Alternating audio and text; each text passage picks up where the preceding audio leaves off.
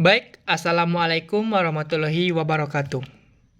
Sebelumnya, perkenalkan nama saya Richelvin dengan NIM 202338084 dari jurusan D3 Manajemen Pajak Fakultas Ekonomi Universitas Negeri Padang.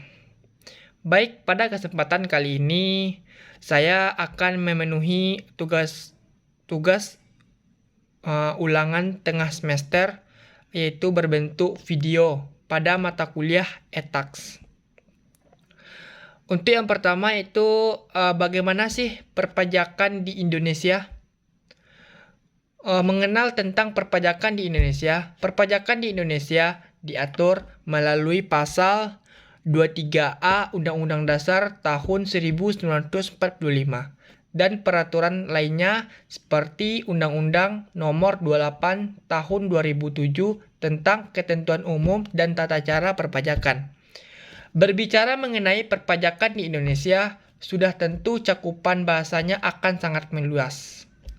Namun kali ini pokok bahasan hanya dikecuutkan pada 3 tema besar, yakni sejarah, sistem, dan dasar hukum perpajakan. Yang pertama itu mungkin yang kita bahas pertama itu apa itu pajak. Pajak adalah kontribusi wajib pajak yang diberikan wajib pajak kepada negara. Saat membayarkan pajak, negara tidak memberikan imbalan langsung. Pajak pun bersifat memaksa dan hasil pungutannya tersebut harus digunakan untuk keperluan negara bagi sebesar-besarnya kemakmuran rakyat. Selanjutnya itu penggolongan pajak. Di Indonesia, pajak dikategorikan berdasarkan 3 hal. Pertama, berdasarkan golongannya garis miring atau cara pemungutannya, dalam kurung yaitu pajak langsung dan pajak tidak langsung. Kedua yaitu berdasarkan sifatnya pajak subjektif dan pajak objektif. Yang ketiga yaitu berdasarkan lembaga pemungutannya, pajak pusat dan pajak daerah. Sistem perpajakan di Indonesia. Sejak tahun 1983, pemerintah Indonesia telah mengubah sistem pemungutan pajak yang semula menggunakan official assessment dipakai saat era kolonial Belanda menjadi self-assessment. Apa perbedaan dua sistem tersebut? Salah satu inti dari perbedaan dari dua sistem pemungutan pajak ini adalah wewenang menetapkan besaran pajak terutang. Jika pada official assessment, wewenang penetapan besaran pajak ada pada pemerintah, sedangkan pada self-assessment, wewenang tersebut ada pada wajib pajak. UPT sebagai cikal bakal pajak. Di era prakolonial atau sebelum masuknya Belanda, pajak dikenal dengan istilah upeti. Upeti dipungut oleh raja untuk kepentingan pribadi dan operasional kerajaannya. Contohnya, seperti membangun istana atau membiayai rumah tangga kerajaan. Jenis pajak yang diberlakukan di era ini misalnya pajak tol dan pajak candu. Perpajakan di Indonesia pada masa Belanda. Saat Indonesia dijajah oleh Belanda, saat itulah sistem kita mengenal sistem perpajakan modern. Salah satu jenis pajak yang berlaku saat itu diaturannya pajak rumah tinggal yang diberlakukan tahun 1839 dan pajak usaha. Dan yang selanjutnya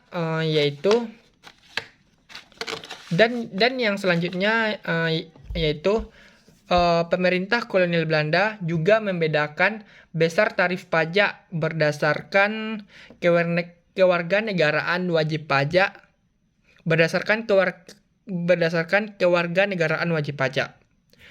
pada tahun 1885, misalnya, pemerintah memberlakukan kenaikan pajak tinggal untuk warga Asia menjadi 4%.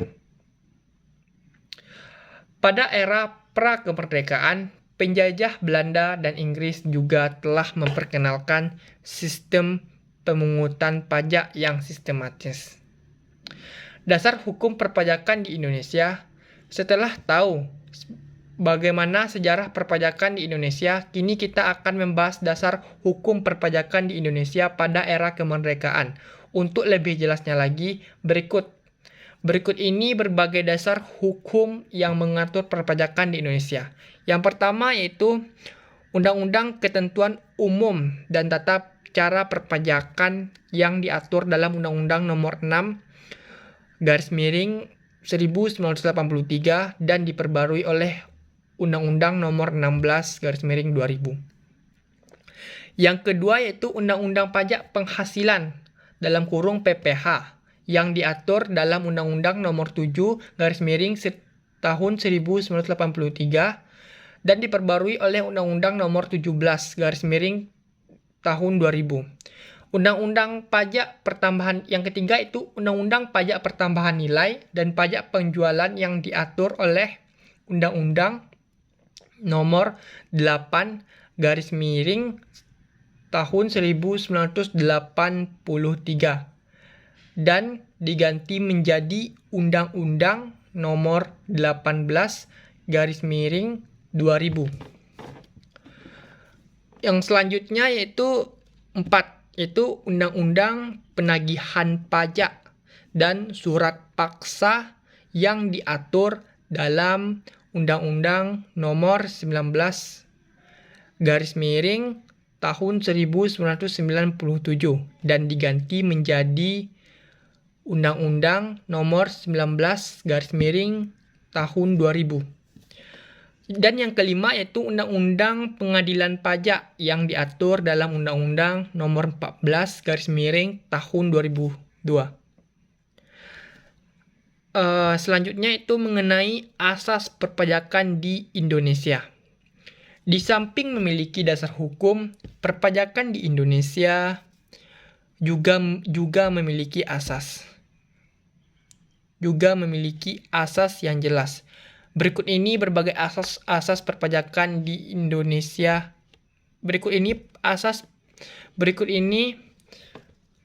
Berbagai asas perpajakan yang berlaku di Indonesia. Yang pertama yaitu asas finansial. Yang kedua, asas ekonomis. Yang ketiga itu asas yuridis. Yang keempat, asas umum. Yang kelima, asas sumber. Yang keenam yaitu asas kebangsaan atau nasionalitas. Yang ketujuh yaitu asas wilayah atau teritorial. Mungkin itu tentang perpajakan di Indonesia. Yang selanjutnya itu bagaimana pelayanan fiskus. Mungkin kita bahas lebih awal dulu itu pelayanan fiskus dapat diartikan sebagai cara petugas pajak dalam membantu mengurus atau menyiapkan segala keperluan yang dibutuhkan seseorang. Dalam hal ini adalah wajib pajak.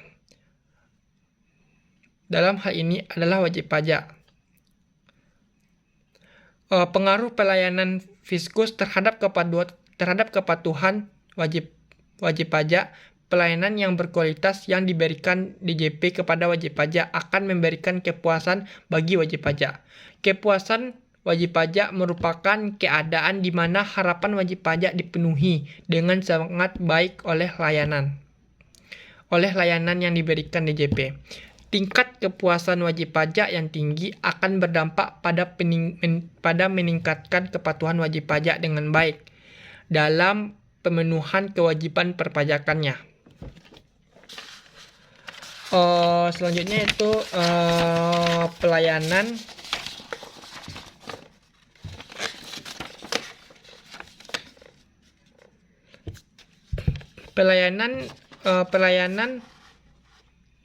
yang berkualitas diberikan diberikan DJP kepada wajib pajak akan memberikan motivasi bagi wajib pajak dalam memenuhi kewajiban pembayaran pajak maupun pelaporan pajak, sehingga akan berdampak pada pencapaian target penerimaan pajak dikemukakan oleh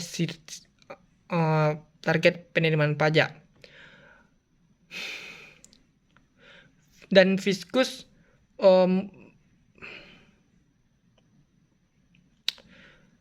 dan dikemukakan oleh Siti Kurnia Rahayu menjelaskan bahwa pelayanan Fiskus adalah pemberian layanan yang diperlukan oleh masyarakat dalam memenuhi kepentingannya pada organisasi sesuai dengan peraturan pokok dan tata cara yang telah ditetapkan. Dari pernyataan di atas didukung oleh beberapa hasil penelitian terlebih dahulu. Selanjutnya itu pengaruh pelayanan Fiskus dengan pemoderasi kondisi keuangan terhadap kepatuhan wajib pajak. Pelayanan Fiskus dengan moderasi kondisi keuangan memiliki pengaruh signifikan terhadap kepatuhan wajib pajak dalam membayar pajak. Hal ini berarti pelayanan Fiskus yang baik akan ada artinya jika kondisi keuangan wajib pajak memungkinkan dirinya untuk membayar pajak. Torgler tahun 2003 mengungkapkan bahwa seseorang yang mengalami kesulitan keuangan akan merasa tertekan ketika mereka diharuskan membayar kewajibannya termasuk pajak. Dan menurut Blomqvist tahun 2003 mengidentifikasi bahwa tekanan keuangan merupakan salah satu sumber tekanan bagi wajib pajak, dan Blomqvist juga berpendapat bahwa wajib pajak orang pribadi yang mempunyai pendapatan yang terbatas mungkin akan menghindari pembayaran pajak jika kondisi keuangan wajib pajak tersebut buruk karena pengeluaran keluarganya lebih besar dari pendapatannya. Mungkin sekian tentang